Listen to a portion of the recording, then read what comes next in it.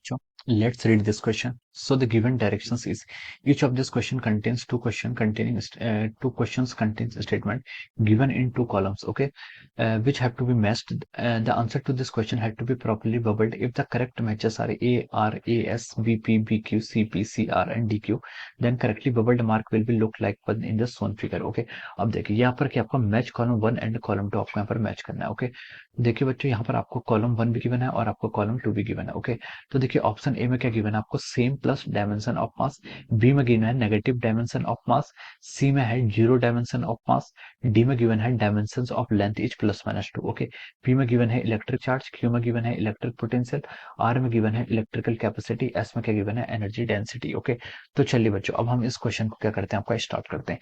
तो देखिए बच्चों इस क्वेश्चन का की कॉन्सेप्ट आप क्या लिख सकते हैं. इस क्वेश्चन का की कॉन्सेप्ट यहाँ पर हमें क्या करना है मैच द कॉलम क्वेश्चन है. ओके, और हमें क्या करना है कॉलम्स को मैच करने.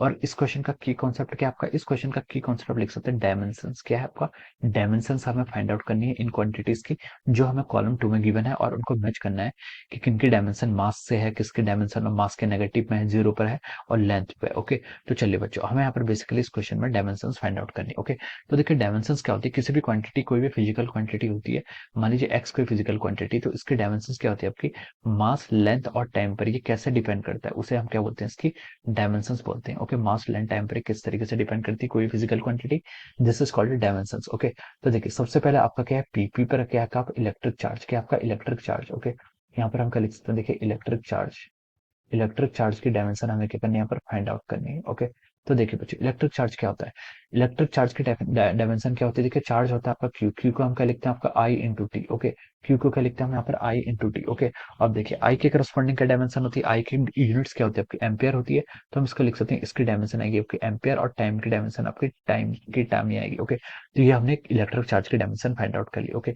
अब सेकंड आपसे क्या पूछा है आपके इलेक्ट्रिक पोटेंशियल, क्या पूछा है आपसे इलेक्ट्रिक पोटेंशियल, हमें क्या बतानी है इलेक्ट्रिक पोटेंशियल की डायमेंशन यहाँ पर फाइंड आउट करनी है. ओके, देखिए इलेक्ट्रिक पोटेंशियल की डायमेंशन फाइंड आउट करने के लिए हम क्या करेंगे इसके रिगार्डिंग फॉर्मूला लिखेंगे. फॉर्मूला क्या होता है देखिए इलेक्ट्रिक पोटेंशियल आपका डिफाइन कैसे होता है work divided by the charge. Okay, हमें वी की डायमेंशन निकालनी, वर्क वर्क क्या होता है आपका फोर्स इनटू डिस्प्लेसमेंट, फोर्स की डायमेंशन क्या होती है मास इनटू एक्सेलरेशन, यानी मास एक्सेलरेशन की dimension M L T minus two into work into force की होगी इंटू डिस्प्लेसमेंट, डिस्प्लेसमेंट को हम एल से डिनोट करेंगे. ये आपका ऊपर वाली टर्म में न्यूमरेटर में आपकी वर्क की डायमेंशन आ गई. ओके, अब डिनोमिनेटर में देखिए आपका क्या चार्ज, चार्ज की डायमेंशन क्या होती है ए इंटू टी. ओके, अब इसको आप सॉल्व करिए तो देखिए ये कितना रहा आपका, ये आपका देखिए M L two T minus two और नीचे वन है तो ऊपर आएगा तो कितना हो जाएगा टी की पावर माइनस थ्री हो जाएगा और ए की पावर कितना हो जाएगा आपका माइनस वन हो जाएगा. ओके, हाँ, so this will be the dimension of electric potential. ये हो जाएगी आपकी, ये आपकी इलेक्ट्रिक पोटेंशियल की डायमेंशन हो जाएगी. अब देखिए आर पर क्या गिवन है आपको इलेक्ट्रिकल कैपेसिटी, इलेक्ट्रिकल कैपेसिटी यानी कि आपका क्या मतलब आपका कैपेसिटर से मतलब किससे मतलब आपका कैपेसिटर, कैपेसिटर की डायमेंशन को देखिए हम क्या लिखते हैं, आपको पता है कि Q इज इक्वल टू क्या होता है सीवी होता है. ओके, और हम क्या लिख सकते हैं यहाँ से सी को क्या लिख सकते हैं हम सी को हम यहाँ से क्यू बाई वी लिख सकते हैं.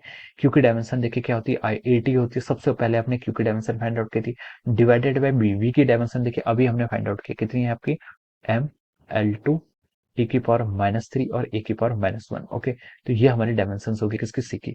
अब देखिए इसको हम फाइंड आउट करेंगे तो देखिए एम ऊपर आएगा तो कितना हो जाएगा आपका एम माइनस वन में हो जाएगा. लेंथ देखिए आपका एल की पावर टू है, ऊपर आएगा तो कितना हो जाएगा एल की पावर माइनस टू हो जाएगा. टाइम टी की पावर माइनस थ्री ऊपर आएगा तो कितना होगा आपका टी की पावर फोर हो जाएगा. ओके, ए आपका ऊपर जाएगा तो ए की पावर टू हो जाएगा. Okay, so this will be the dimensions of our capacitor. ये क्या गया आपकी इलेक्ट्रिकल कैपेसिटी की आपकी डायमेंशंस हो जाएगी. Okay, M minus one L minus two T की पावर फोर और ए की पावर टू. ओके, अब देखिए अब हमारे क्या है एनर्जी डेंसिटी, क्या आपका एनर्जी डेंसिटी, एनर्जी डेंसिटी की अब हम यहाँ पर डायमेंशंस फाइंड आउट करते हैं. ओके, एनर्जी डेंसिटी क्या होता है आपका देखिए एनर्जी डेंसिटी को हम कैसे डिफाइन करते हैं, एनर्जी डेंसिटी होता है आपका half अपसिलन times E square. Okay, एक तो ये होता है और एक दूसरी डायमेंशन होती है इसकी half CV square. Okay, this is the energy stored. Okay, half CV square क्या होता है हाफ सीवी स्क्वायर तो आपकी एनर्जी स्टोर हो जाएगी डिवाइडेड बाय डेंसिटी, डेंसिटी क्या है हमें इसको वॉल्यूम से डिवाइड करना पड़ेगा. ओके, तो देखिए वॉल्यूम से डिवाइड करेंगे तो ये आपके आ जाएगा वॉल्यूम से हमारे वॉल्यूम की डायमेंशन एल क्यूब होती है. ओके, तो देखिए बच्चों एक हम इसको दूसरे तरीके से भी डिराइव कर सकते हैं. ओके, देखिए इसको हम सिंपली लिख सकते हैं, देखिए डायमेंशन हम कैसे भी डिराइव कर सकते हैं.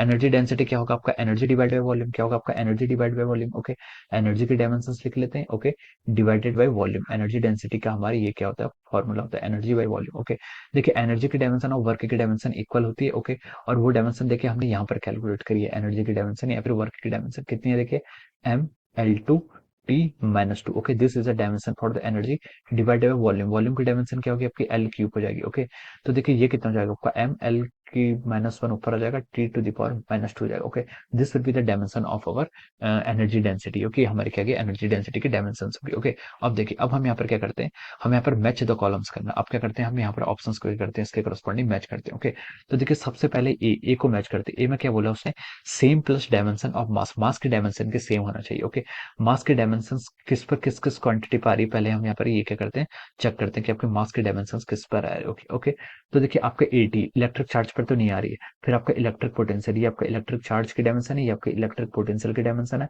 ये आपका कैपेसिटर की डायमेंशन है, और ये आपकी देखिए किसकी डायमेंशन है, एनर्जी डेंसिटी की। तो देखिए पहले इलेक्ट्रिक चार्ज पर तो नहीं आ रही है, फिर हम देखते हैं इलेक्ट्रिक पोटेंशियल पर एम पर प्रोपोर्शनल है। ओके, एम पर प्रोपोर्शनल है, तो एक हम बोल सकते हैं इसके करस्पॉन्डिंग आपका क्यू ऑप्शन करेक्ट है। और एस पर भी देखिए एनर्जी डेंसिटी पर भी मास की प्रोपोर्शनलिटी है, तो हम लिख सकते हैं आपका क्यू के करस्पॉन्डिंग में करेक्ट है और एस के करस्पॉन्डिंग भी करेक्ट आ रहा है। ओके, बी में क्या बोला देखिए, नेगेटिव डायमेंशन ऑफ मास, मास के नेगेटिव डायमेंशन यानी कि -1 -2 -3 कुछ भी चलेगा। ओके, पी आपका ट्रू नहीं है, पी में तो मास से इंडिपेंडेंट है। क्यू में क्या आपकी मास की प्लस पावर है, और कैपेसिटर जो आपकी इलेक्ट्रिकल कैपेसिटी इसमें M-1 आ रहा है, तो हम बोल सकते हैं ये आपका एक तो आपका आर से मैच कर रहा है। ओके, ये आपका सिर्फ आर से मैच कर रहा है। ओके, तो ये आ जाएगा बी के करस्पॉन्डिंग आपका आर हो जाएगा। ओके, सी में देखिए, सी में क्या बोला इसने, जीरो डायमेंशन ऑफ मास यानी कि मास से इंडिपेंडेंट है। तो सबसे पहले आपका देखिए इलेक्ट्रिक चार्ज में 80 है, यहाँ पर आपकी मास से इंडिपेंडेंसी है, बाकी सब में आपकी मास की डिपेंडेंसी। ओके, तो सी के करस्पॉन्डिंग हो जाएगा। अब देखिए डी पर मूव करते हैं। डी पर बोला dimension of length should be +-2। Okay, तो पी पे तो आ नहीं रहा है, पी पर तो लेंथ की डायमेंशन ही नहीं है। क्यू पर देखे तो क्यू पर आपकी L⁻² पर डिपेंडेंसी। ओके, हम लिख सकते हैं डी के करस्पॉन्डिंग एक तो आपका क्यू ऑप्शन करेक्ट हो जाएगा। और देखिए कैपेसिटर के कैपेसिटी में भी L⁻² क्या -2 है, तो हम बोल सकते हैं क्यू भी करेक्ट है, और क्या आ रहा है इसके करस्पॉन्डिंग आपका आर भी यहाँ पर आपका करेक्ट आ रहा है। ओके, और देखिए एस पर आपके L⁻−1 है, तो ये नहीं होगा। ओके, तो ये आप क्या जाएंगे, this are our final answer, ये क्या जाएंगे आपके final answers of this question. Okay, this are the final answers of this question, and we can say that this is the answer of this question. ये क्या हो जाएगा आपका इस क्वेश्चन का आंसर हो जाएगा। Okay, so I hope you all understood this concept. All the best and thank you so